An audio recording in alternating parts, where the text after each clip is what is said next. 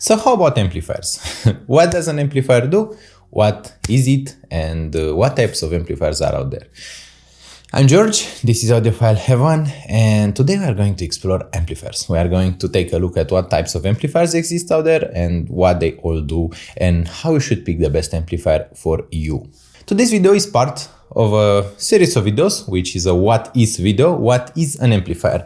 An amplifier is basically a device that amplifies a signal. It basically takes an input signal, it filters that signal, it amplifies it, and it outputs the amplified signal. In audio and in sound engineering and in sound in general, this is done by multiple ways, and the most common ways for a signal to be amplified are for portables, so for headphones, for earphones, or for speakers. Those are usually very different because speakers need a much higher power level than headphones and IEMs do. Some people go even further and classify amplifiers for IEMs, for earphones, for headphones, and for speakers. And even speakers need different levels of power because there are some very easy to drive speakers and some very hard to drive speakers. But to keep it simple, we will be talking about speaker amplifiers and headphone amplifiers. Those are the two big categories you should be concerned about. Starting with the simpler one, which is the speaker amplifier. Ironically, they are larger, but they are much simpler. Speaker amplifiers are generally large devices which consume a lot of power, produce a lot of power, produce a lot of heat usually, they get quite warm, and they are designed to power amplifiers like the KLH Model 5 I have in the back. Those are some huge speakers. Let me stand next to them for a second so that you get an idea how large they are. Those speakers are drivable from most amplifiers, even from some very tiny amplifiers which are in class D, but they generally require a strong amplifier to sound good. Now, classes. Classes apply to both headphone and speaker amplifiers. Classes go from class A to class D usually. There are some extra classes, but they aren't very widely used. So there is class A, class AB, and class D. Those are the most important ones. If you have anything that is more exotic than this, it is generally going to be a very specific device for a very specific purpose. Class A is the one that consumes the most power. It is always running, so it is always amplifying whatever signal it is receiving, and it provides the best overall sound. It is generally the best sounding class. It is the most power hungry though, so it is not generally the most recommended class for everyone. It is going to consume a lot of power, produce a lot of heat, and it is going to be the most expensive to run. Usually class A amplifiers are the most pricey ones. They are quite pricey and quite heavy too. Physically, they are large, they need a lot of heat sinks to disperse all of the heat, so they are generally the largest. This applies to both speaker amplifiers and headphone amplifiers. A class A headphone amplifier will always run hot to the touch, will always be larger and pricier than a class AB or class D. Class D amplifiers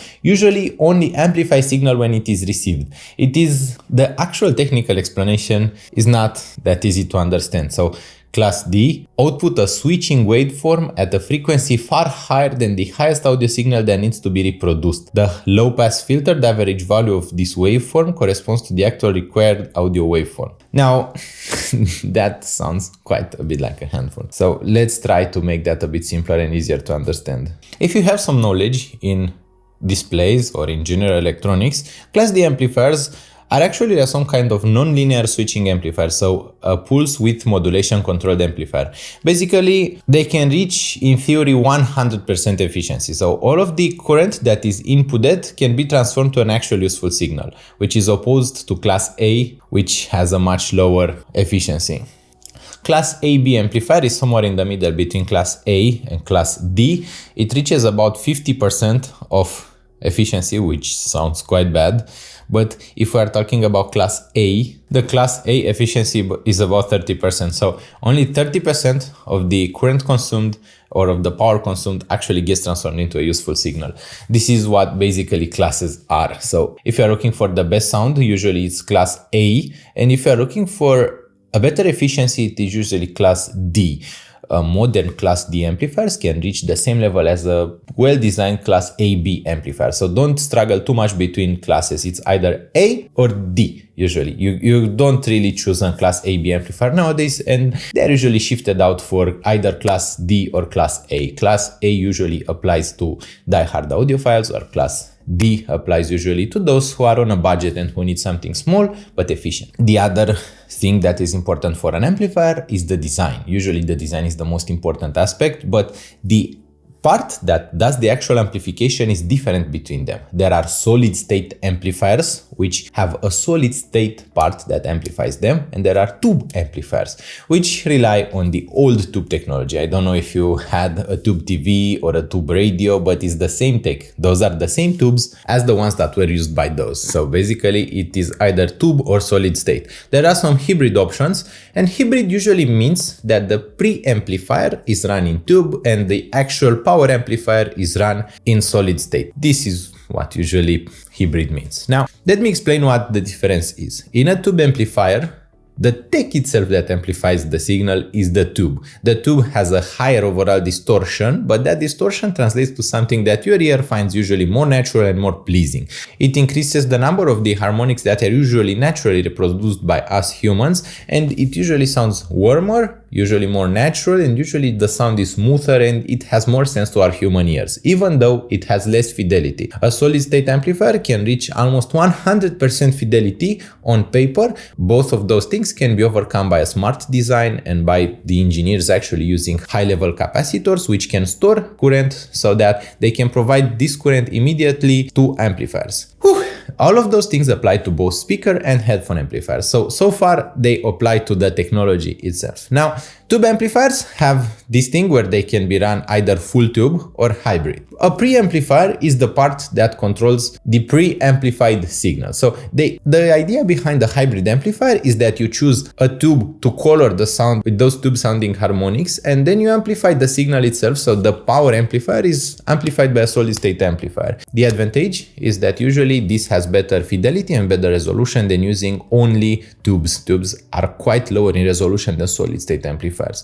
But again, this only applies to the general idea of the technology, because there are some high-end tubes that can sound much cleaner and much better than some entry-level solid-state amplifier. So generally, if the design is good, both can sound superb, both can be excellent. Don't struggle too much with the design, just choose something that fits your ears. Usually try to get a listen before committing to a purchase. It is very important to know what you personally prefer. It's okay to prefer tubes, it's okay to prefer solid. So both a solid state and a tube amplifier can sound superb if they are designed well, and if they are designed poorly, both will sound terrible. Look for a good design and look for a tech that you tend to like. It's okay to like either. Don't focus too much on whether what you're liking is liked by others. Just go with your heart. Amplifiers also have characteristics named slew rate, which is how fast the amplifier can react to signal, translated in the simplest of forms. But that is never quoted by the company. That is something that only reviewers can talk about. And even I don't talk about it because I can't measure it. I don't have the equipment sensitive enough to measure the slew rate of an amplifier. And most reviewers don't have that kind of equipment. It usually requires quite a pricey equipment to do that. So usually the subjective impression about a product is much more important than the graph report on that product. This is something that I've noticed with tech too. And I don't know how to explain this, but I went ahead and purchased 2 motherboards for my computer to give you an idea of how much subjective is more important than objective.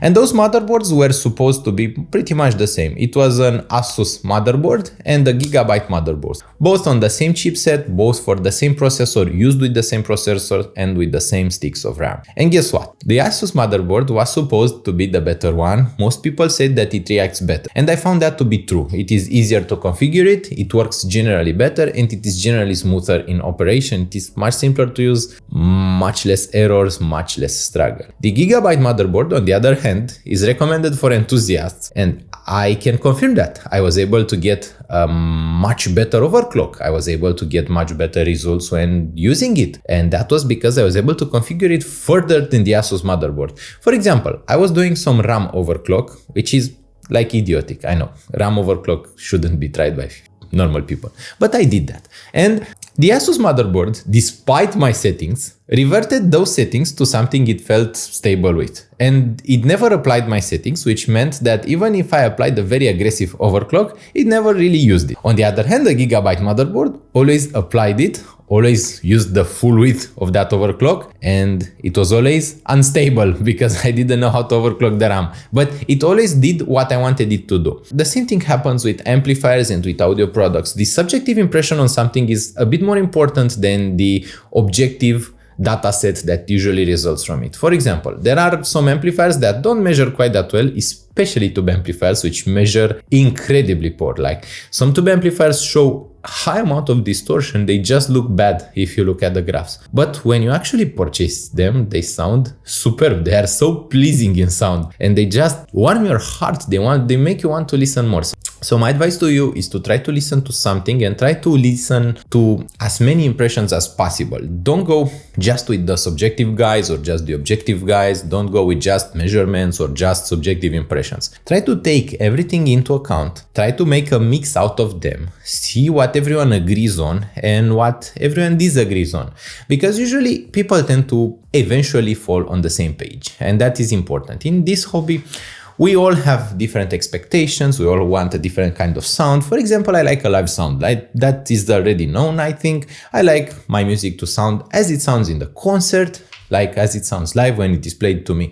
There are people who want to feel like they are in a jazz bar where the sound is playing somewhere in the background and they are relaxing. And that's okay. It's okay to like other things. It's okay to like other types of sound. But if you listen to the impressions themselves, not necessarily to the subjective parts, so not necessarily to what I like, but to what I say that sounds like, usually you will get a good picture, especially if you try to watch 3-4 reviewers, and if you get to listen to that, it would be perfect. The best part about this hobby is that you can judge with your ears, you can judge for yourself what you like, and usually you can have a return window for basically everything. Even in the second-hand market, I've noticed that most people, especially when I purchase products in the second-hand market, because I purchase a lot of stuff second-hand, even audio stuff, people allow you to return it if you don't like it, and that is important. If you are selling something in the second-hand market, audio stuff, please allow a return window to the purchaser, because you never know if they are quite that happy with the purchase, and they should be. We all should find something we are comfortable and happy with. Back to amplifiers. Amplifiers for speakers are usually very large units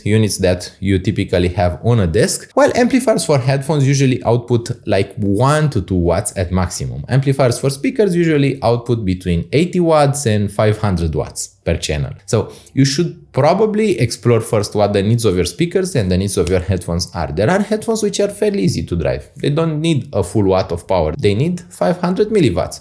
So even if you have a lower powered amplifier, it will not be a problem. Dongles are another important aspect because they fall in the category of amplifiers. There are amplifiers that have both the DAC and the amplifier so tightly integrated that they don't really explain what amplifier stage they have. They are those newer digital type of amplifiers. So they aren't a separate amplifier, they are a DAC/headphone amplifier, which means that everything is connected, everything is running, usually even on the same chip sometimes. The same chip can do both the DAC decoding and the voltage amplification part, so everything is happening in one place. Those are usually pretty popular for portables because they are small, they don't really heat up, and they consume very little power, which is important for a smartphone. Because, for example, my smartphone doesn't have that much power compared to a portable headphone amplifier. Most portable audiophile players like the Hebe RS2 have both a headphone amplifier and a DAC inside, so they have the two parts connected. iBass DC03 has those two very tightly connected together. This is the kind of unit that doesn't differentiate highly between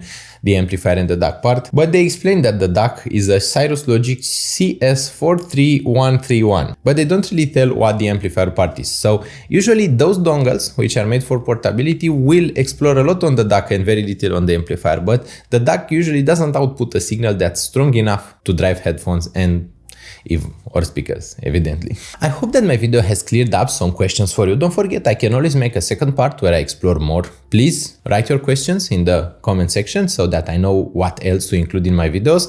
Tell me other ideas. What other type of what is videos should I make? What other stuff would you find important or useful?